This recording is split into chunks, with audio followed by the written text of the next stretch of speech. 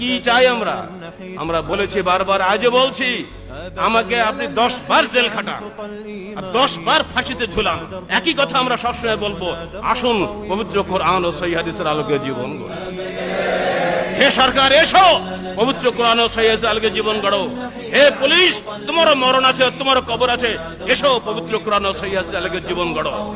হে police officer, chair চিরদিন থাকবে না, তোমাকেও কবরে যেতে হবে, সাবধান হয়ে যাও, কোরআন ও হাদিসের আলোকে তোমার জীবন গড়ো। আমাদের আহ্বান আপামর জনগণের কাছে আহ্বান, আমাদের আহ্বান প্রত্যেক আদম সন্তানের কাছে আহ্বান।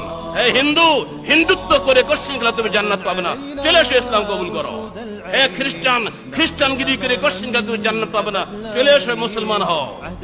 সবার কাছে আমাদের একটাই আপিল, আসুন পবিত্র কোরআন ও সহিহ হাদিসের আলোকে জীবন গড়ি।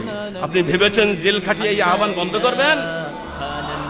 ফাঁসি দিয়ে এই আন্দোলন বন্ধ করবেন? যত বেশি চাপ দিবেন তত বেশি আন্দোলন এগিয়ে যাবে।